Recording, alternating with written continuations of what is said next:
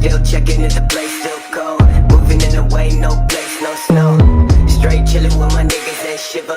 Thinking about South Lake.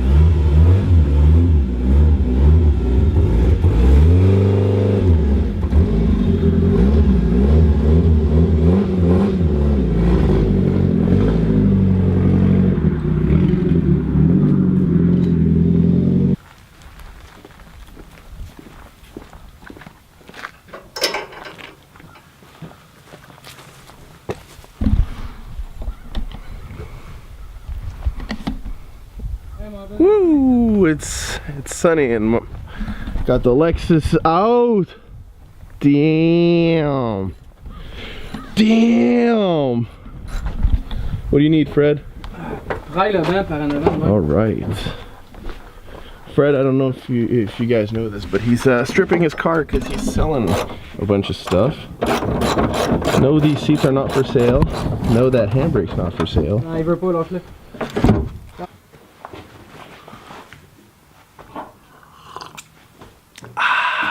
What's up, guys? So let's start off by saying we had a up and down season this year. Having the beams fail on me and then having to swap the 4G63, putting the Evo build on the side pretty much. Like I said yesterday on my way back home that we were probably selling the shell as is to my buddy, actually. So it's still going to be in the family and we're still going to build it on this channel. The only thing is it might take a bit longer because he does have a little bit of stuff to pay and he has to pay me too. So the plan is to get a later Evo 7 and 9 shell and build that. But I mean, that's not my priority right now. The priority was the Lexus, and the Lexus is going to be priority next summer. So stay tuned for that. We're going to be doing a full refresh on the car, probably a lip kit. Do something with the angle kit, get a good alignment for once because everything's eyeballed. Also, like I said, I'm probably going to be switching trannies. It's not that I don't like the R154 and it's not that it's going to blow up, it's not going to be good. It's just that I think the CD009 is going to be a better choice. If I break it, it's definitely going to be easier to find and it's going to be cheaper. So now I think the R154, they go for almost $2,000. Somebody was telling me yesterday, especially the tripod version, which is the weaker version out of a JZX or a SOAR, I believe. It's actually weaker because you can't upgrade the internals to the Marlin Crawler, something like that. Anyways, so we started off our night. First of all, couldn't get the car to start. I was like, what's going on? Clicking the start button, it's not working. So we pushed it off the car. Then I took a wire, tried to jump the starter, still nothing. Tried to jump the wire back of the button, still nothing. So I checked the positive. I had my multimeter with me. By the way, thank you to my girlfriend who bought me a super duper.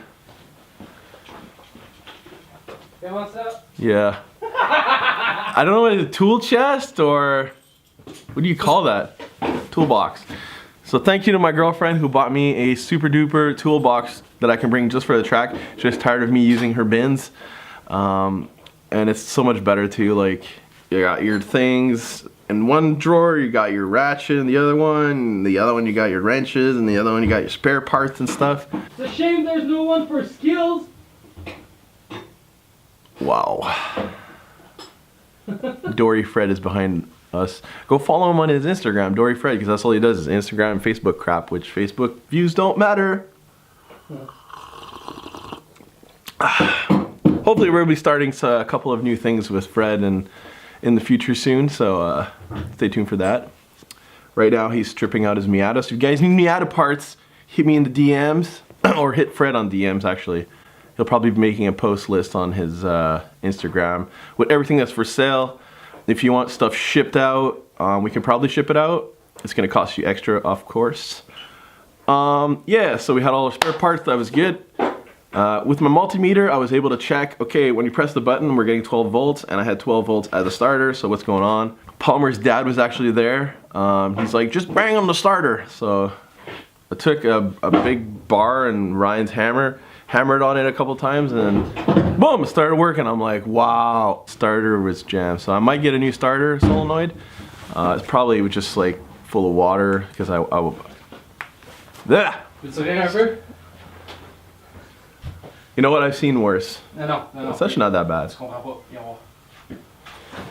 I'll be right back. Essaye d'enlever les bouts, toi, Dude, what the fuck? Comment on faire ça? Chop chop! Did you really do that? Yep. Fred? Uh-huh. Ben, je peux te préparer ça quand même facilement sans fucker ta braquette, là.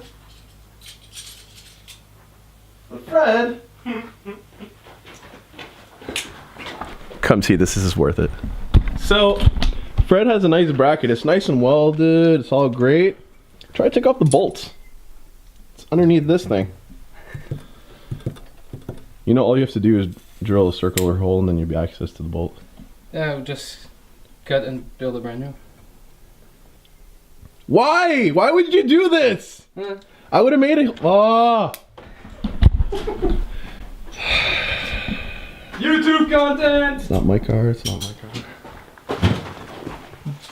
So once we got the car started, then we had to do the alignment. I did the alignment with Matt Palmer. We have 1 inch. No, not 1 inch. We have half an inch toe out on both sides, so about a 1/4 inch on both sides. That's pretty good. Felt good. So yesterday, before going to iCar, I did a little caster alignment, and holy crap! Did you just turn your Wi-Fi on? Yep. I put the car up on stands. I measured. There's like a bolt that holds the caster arm in the back. So the bolt to the ball joint on both sides. On one side, I had 19.5 inches. 19 inches and a half. I don't know how you say that. 19.5 inches. Yeah, 19.5 inches. And on the other side, I had 19 inches. Actually, no, it's Palmer. Nope, Sharky. Make some money on that ting. Ting. So French. Yeah, so I did the caster alignment the first time with the fender gap. So I would just be like, okay, I got 4 fingers on one side, 4 fingers on one side. Yeah, my fender's all messed up, so that wasn't good. So I did that, and like right away, my first run, the car felt so much better. But then I was having like a misfire issue where I couldn't like gun it. It was just making like no boost. Well, it was making like 0.1 bar, 1 bar, I mean. Which is like what, 14 psi or something like bullshit like that. But I couldn't rev it. It was like rev cutting at the same time. So I felt good. Like the car felt really good, and I was pleased with the alignment. So I said, "Fuck, we gotta fix this problem." So we go to the pits. I wanted to change my map, but to change my map, I had to change the connector because the one that I put on at Shannonville that came with the new map sensor didn't plug into my old one. So I'm like, what the fuck? So we had to repin the map sensor, and Gab, when Gab did this, he pushed out the pins. 2 of the wires weren't even connected to the pin, so I'm like, oh, that's my issue. Map sensor's not reading properly, or it's jumping or something. So we fixed that. We repinned it with the right connector so I can use either or map sensor, because for some reason the map sensor that I got from Carl it has like a spongy thing in the middle instead of having it hard. So it's a different, it feels, maybe like the connector is a bit different, whereas mine is an OEM GM fast one, so it can plug into both.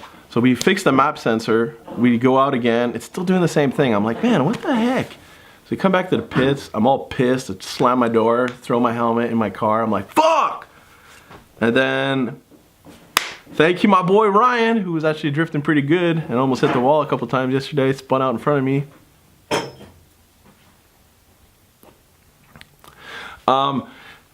Yeah, he's like, man, maybe it's your boost solenoid. Actually, no, it wasn't Ryan. Ryan, Matt, and Alex, all 3 said, man, it might be your boost solenoid. Because me and Gab, I brought my old wastegate, because the wastegate fucked up at Shannonville. So I installed a new one that Carl gave me. And then we went, we were gonna install the old wastegate, and I'm like, man, this is gonna suck. It's like hot and stuff, and oh, it was like glowing red. I'm like, Jesus. Jesus Christ. And then yeah, the Palmers and Ryan were like, man, maybe it's just your boost solenoid. It's full of crap because there's like one port that has nothing, so I'm definitely gonna have to get like an air breather. And luckily I had a Turbo Smart one brand new in wrapper, so he's like, yeah, maybe it's your boost solenoid. Just like unplug it or bypass it and run off wastegate pressure, which I could have done. I could have run no boost solenoid and run low boost, whatever the low boost is. And so yeah, we plugged in, we wired up the new boost solenoid, and the first run was kind of weird. I guess maybe there was something stuck, and then boom, 1.5 bar, I think, or 1.6. I don't think I was getting full boost still. It might be reading differently because before it was a Greddy boost solenoid, now it's a Turbo Smart, so it might not be reading the same, and that's why I might not be getting full boost or whatever. But yeah, the car felt great after that. I was able to drift it, and then it was just try to get some seat time. I have limited seat time in this car. I definitely need to improve my seat time. So consensus of the year is I definitely need more seat time. I'm definitely not going pro or anything. So we're just gonna keep improving, keep trying hard, keep improving the car. I believe the car is a lot more driftable than it was when I first got it, that's for sure. Yeah. So over the winter, I'm gonna strip the car down to bare chassis. We're gonna bring it to the pressure washer. We're gonna pressure wash all that Shannonville mud out. Probably the last event I think I'll drive in the rain at Shannonville. It's just too muddy. Like even if you don't go off track, it was just full of mud everywhere. It was disgusting. Yeah, so pressure wash the car. We're gonna be fixing, we're gonna be putting new fenders in the front for sure, or just over fenders, something like that. Yeah, so I wanna widen the track 30 mil in the front. I wanna change to the CD009. For that, that's gonna pay for itself pretty much. Selling the R154. I also have a 330i tranny somewhere. I work with machining parts and CNC and all that stuff. So I'm gonna design a adapter plate. I'm not gonna go the you cut off the bell housing adapter plate that Collins does. I'm gonna do one that's where you shave the bell housing. I think it's 6 mil, and then you do the adapter plate that way.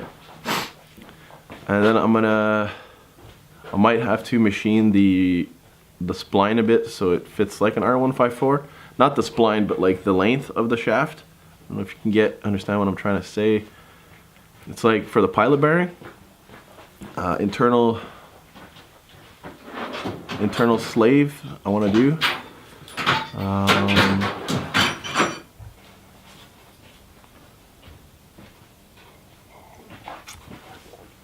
Yeah, so we're gonna be painting the car.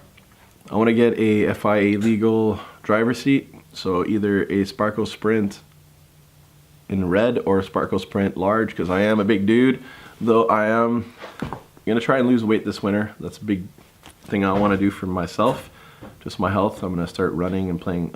I play hockey every weekend, so not that bad of health, but probably cut on the sugar and junk food and stuff like that.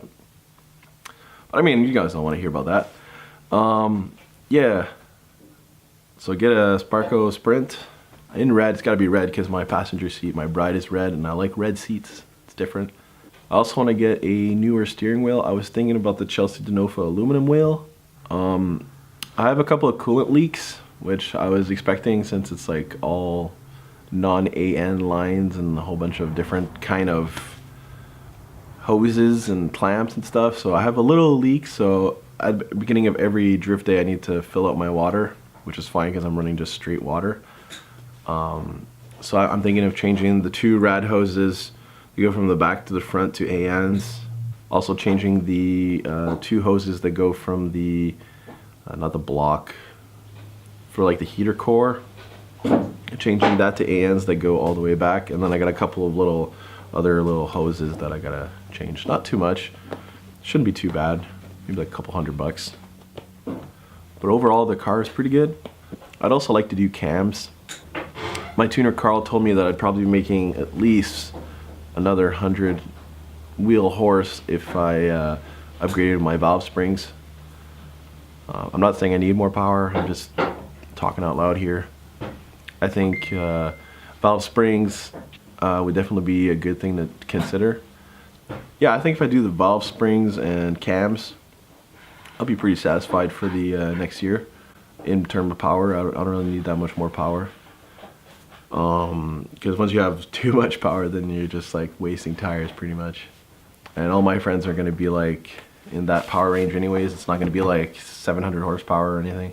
Even yesterday when I was on the straight and I was like really gutting it, Palmer was way behind me. So I mean, he's going to have like more power next summer anyways there. And he's actually picking up a RB30 block today, which I don't think he's going to be building for the next 2 years, but you never know. You never know. He also has an RB25 head ready to go on it, so it's like, he just needs pistons, rods. I think the crank is good in that. I think you use the crank from the RB30. I'm not too familiar because I've never built an RB, but I am an RB fan over at Jay-Z for show. For show. Build a good RB and you'll have so much more fun than a Jay-Z. I'm not talking about like you'll have more power. I'm just saying like the sound of an RB is really nice. I like it. I also have to add a flex on my exhaust. I might actually upgrade the downpipe to a 3-inch all the way back. Right now it's 2.5 to 3-inch to 4-inch all the way back, like underneath the passenger feet. Like the downpipe's maybe like this long, and it goes like 2-inch to 3-inch, and then like a small 3 to 4, and then boom, 4 all the way back. I chopped off my muffler yesterday, and it did louden up the car a bit inside the car and outside the car, but it's not like obnoxiously loud. It's just like perfect. So I'm just gonna add a little, I think like this, maybe like 2 feet of 4-inch back. I'm thinking I want to get some titanium so I can burn that little tip. Overall, my season, I'm pretty happy. And if you compare my setup from last year, I had a trailer that didn't have suspension, no brakes. I didn't like it. It was super low and it was like bouncing all over the place. I had a truck that I couldn't plate because it wouldn't pass safety, and I had a non-turbo S14 that drifted actually the S14 drifted pretty well, but it definitely needed a turbo kit to have a little bit more power, and like the roll cage suspension was good, but like there's a lot of work to do in the S14. So compared to last year's setup, now I have a truck that's plated and runs good. I just got to make an exhaust for it. That Mitsubishi engine loves to have a higher flowing exhaust. So definitely doing a 3-inch back or a 2.5-inch to 3-inch, something like that. Might get headers for it. They react well to headers. I need to get an intake for it. They react really well to an intake. So me and my dad, we built that sweet trailer at the beginning of the year, which honestly, I'm really satisfied with. It's a little bit narrow. My car like barely fits on it, and if I put an angle kit, it might not fit on it. I don't know. We'll have to see. Might have to get transport wheels or something. Transporting wheels on it or something. And I got this sweet Lexus, which I put a lot of money in this year, but I think if you compare what the money I would have put in the S14 to turbocharge it, put a roll cage, get seats, definitely the S14 would have been easier to drift, but the Lexus, I have more space. I feel like it has more potential. I'm not talking about potential as in the chassis is better. I'm talking as like the engine. Like I had the beams in the S14. I would have kept the beams, turbocharged that. Now I have the 4G63 in the Lexus, so I feel like the 4G is overall just way better engine than the beams. So a lot of potential there. Chassis wise, the S14 does drift better, a lot more support, whereas the IS, you only have one ankle kit that basically exists, and then like a bunch of other people that make these like cheap blocks or whatever. But yeah, I definitely have better suspension on the Lexus. I might have to downgrade the springs because they might be too stiff in the front or stiff in the back. I don't even know what K it is. I don't know what stiffness the springs are. I haven't played around at all with the suspension. I just drove it the way it was with the 2J, and I'm pretty sure he drove it that way with whatever Lexus had before in their road racing. It handles amazingly. Like honestly, I could probably jump in the car, go do some time attack, and be pretty quick. Put some racing compounds on the front end and the rear, and go time attack. That should be a pretty quick car, I'm pretty sure. But I don't like time attack. I just find it so boring. To watch is boring. To drive, probably fun. But I don't know, drifting is something I've been wanting to do forever. I finally started last year by going to that one event. And I had waited way too long. I should have jumped into drifting a long time ago. But I was stuck on the four-wheel drive motion of Evos and Subarus. And when I finally got my first rear-wheel drive car, it was that RX-7, and then I put a rotary in it, which I shouldn't have done. It wasn't that it wasn't reliable, it was just, it's not. For here, there's no like support for rotaries, so it wouldn't have been like the best car to start with. So yeah, I gotta build my own adapter plate for the CD009. I know Jacob, it's no secret, he's doing a 4G63 in his RX-8, and PMC makes an adapter for a RX-8 tranny, a BMW tranny, so I could go with the ZF, but the problem with their adapter plate is it's for an Evo block, like mine, Evo 4 to 9, not the Evo 123 or the DSM 1G 2G, so keep that in mind.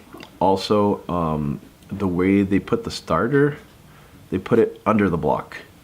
To put this in perspective, if you had a Lexus like mine or a front sump car that needs a front sump like mine, a 240 or whatever, the starter is right under the oil pan in the back.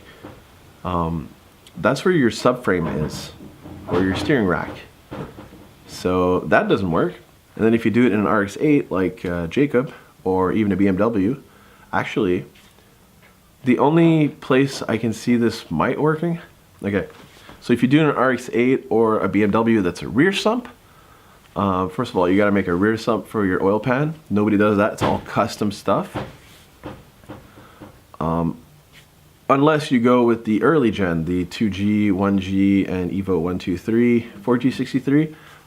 Bill Hitchner of Bill's Auto Fab makes a rear sump oil pan for that. So keep that in mind, Jacob. And then the adapter plate from PMC doesn't physically bolt to your engine because there is one difference of bolt in the back of the block.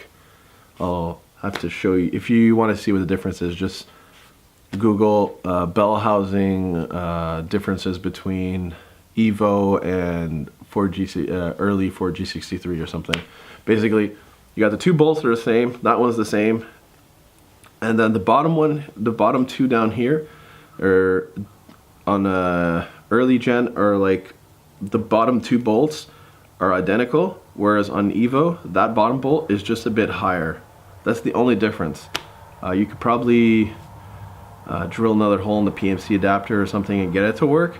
But since your rear sump on your RX-8, the starter would be right where your sump is. So I don't know what PMC was thinking when they built that adapter, when there's plenty of room to put it in the stock location. And even the BMW, that's where the starter is. So I don't know what the hell they were thinking. So I'm going to be building that CD009 adapter probably to the 4G63 Evo and non-Evo block. Since there's no difference, there's just the two bolt holes. You just punch in which one you want. I'm pretty sure you can actually have it drilled for both. Actually, no.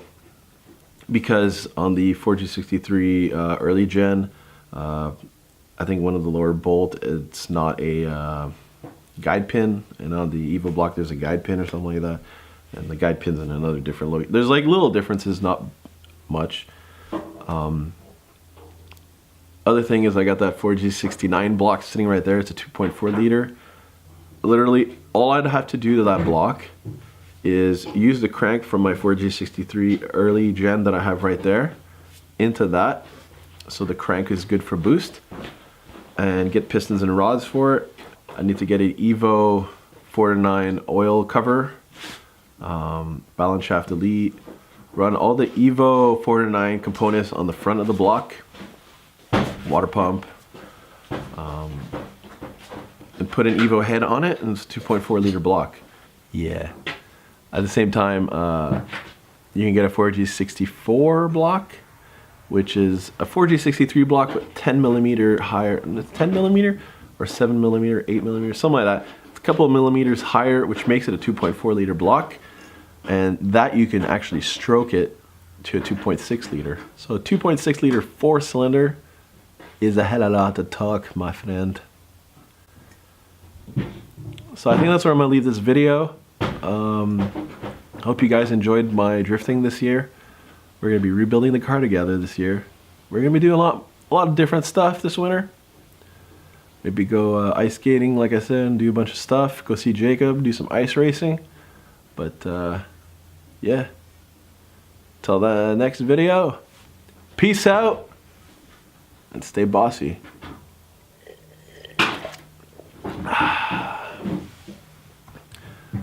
That was a horrible catchphrase. Never use that again, probably. I don't know, might stick. We'll see. Peace!